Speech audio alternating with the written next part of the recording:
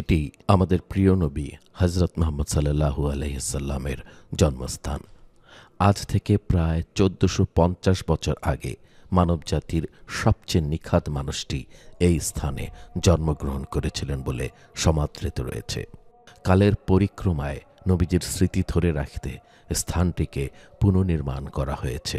সারা বিশ্বের মুক্তির দূত আকায়ে নামদার তাজদার মদিনা সরকার দো আলম মোহাম্মদ রসুল্লাহ সাল্লাহ আলি সাল্লাম আজ থেকে ১৪৫০ বছর আগে এই পবিত্র স্থানে উনি জন্মগ্রহণ করেন। সৌদি সরকার এই স্থানকে সংরক্ষণ করে এখানে একটি দিনচর্চার লাইব্রেরি ওনারা স্থাপন করেছেন।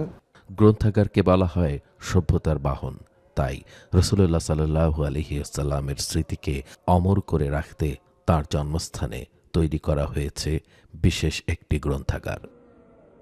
বিশ্ব মুসলিম উম্মাহর তীর্থস্থান মসজিদুল হারাম থেকে সামান্য দূরেই এটি অবস্থিত। এটি রাসূলুল্লাহ সাল্লাল্লাহু আলাইহি ওয়াসাল্লামের পিতা আব্দুল্লাহর ঘর হিসেবেও পরিচিত। সিয়াবে আলীর প্রবেশমুখের এই স্থানটিতেই প্রিয় নবী হযরত মুহাম্মদ সাল্লাল্লাহু আলাইহি ওয়াসাল্লাম ৫৭০ খ্রিস্টাব্দে জন্মগ্রহণ করেন বলে প্রসিদ্ধ রয়েছে। একই সঙ্গে মক্কায় অবস্থানকালীন সময়ে তিনি এখানে অবস্থিত একটি ঘরেই বসবাস করতেন বলেও জানা যায়। সৌদির বিখ্যাত শায়খ আব্বাস কাত্তান ১৩৭১ হিজরিতে ব্যক্তিগত সম্পদ ব্যয় করে রাসূলুল্লাহ সাল্লাল্লাহু আলাইহি সাল্লামের জন্মস্থানকে কেন্দ্র করে একটি স্থাপনা নির্মাণ করেন। এরপর এখানে গড়ে তোলা হয় একটি লাইব্রেরি। মসজিদুল হারামের নতুন সম্প্রসারণ কার্যক্রমেও এটি অন্তর্ভুক্ত আছে।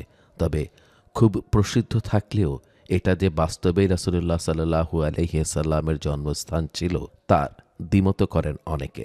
সবারই বিশ্বাস এটা, এই জন্যই সৌদি গভর্নমেন্ট এটার একটা নিদর্শন করে মক্কা লাইব্রেরি হিসাবে একটা ঘর বানিয়ে রাখছেন।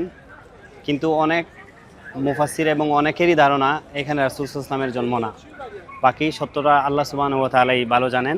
মূলত হচ্ছে এই মক্কাতুল মুকাররমা এই লাইব্রেরিটা এখন বর্তমানে পরিত্যক্ত হিসেবে আছে। এখানে ভিতরে কিছু কিতাবাদি রয়েছে, কিন্তু এটা দর্শনার্থীদের জন্য সবার জন্য উন্মুক্ত না। শুধু অথরাইজ যারা আছে তারা মাঝে মধ্যে এটা খুলে পরিষ্কার পরিচ্ছন্নতা করেন। কিন্তু মক্কা যে লাইব্রেরি, আমাদের যে 79 নম্বর গেট ফাহাদ গেটের উপরে মক্কা লাইব্রেরি স্থানান্তরিত করা হয়েছে। রাসূল সাল্লাল্লাহু আলাইহি ওয়াসাল্লাম জন্মগ্রহণ করছেন এখানে অনেকের ধারণা, সেই হিসাবে আপনারা এই নিদর্শনটা জিয়ারা করার জন্য আপনারা আসবেন এবং দেখবেন।